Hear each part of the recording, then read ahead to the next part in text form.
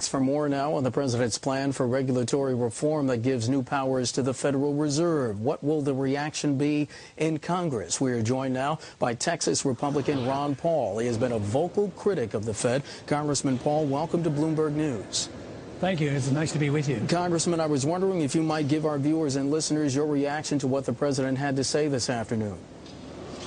Well, I'm not too excited about it because I don't think I see anything positive in it. I think it means that the interpretation of our problems is completely wrong. It's based on the assumption that we don't have enough regulations rather than looking at the root cause. And, of course, to me, the root cause is the policy from the Federal Reserve that causes the excessive investments and the malinvestment, excessive debt, and all these problems and the fixing of interest rates. When you have that, you get the bubbles built. Right. But instead of recognizing that, what they're saying is they just need, instead of looking at the foundation of the system, they're going and they said, well, we need more inspectors, and you can't fix it if you don't look at the real foundation. To them, to me, that's a sound currency. Well, Congressman, do you think this is a Band-Aid to cancer approach?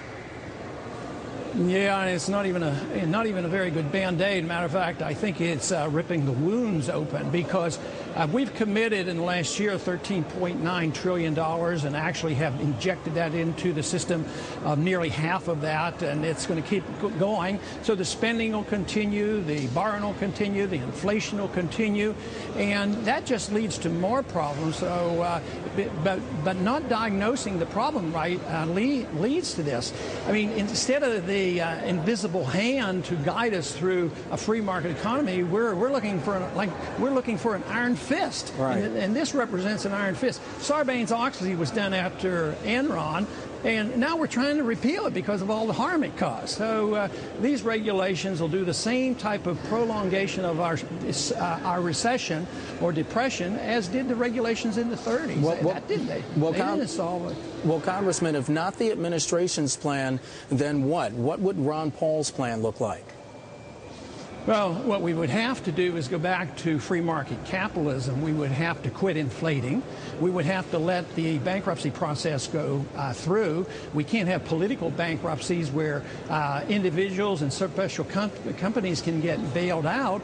We want bankruptcy to occur, liquidation of debt, reduce the taxation dramatically, reduce spending, and once again encourage people to understand and promote the system of capitalism, where capital comes from savings rather than out of a printing press at the Federal Reserve. Well, you can't have free market capitalism without savings. But they don't want you to save; they want you to spend, and that's what everybody is doing. And Congressman, as the president at least strongly suggested, that this regulatory overhaul would change the playing field, and it would specifically for the Federal Reserve. And as I mentioned, you have been a vocal critic, so much so that you're sponsoring H.R. 1207. That's the Federal Reserve Transparency Act of 2009. There are over 200 co-sponsors, including over 50 Democrats. What is this legislation? What are you looking to do?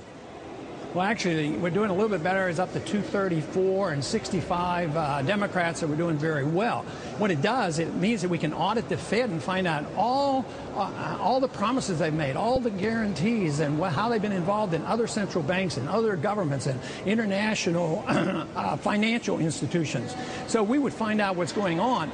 And even Obama talks, he used the word more transparency. But they're doing exactly the opposite. I don't believe they'll give us real transparency.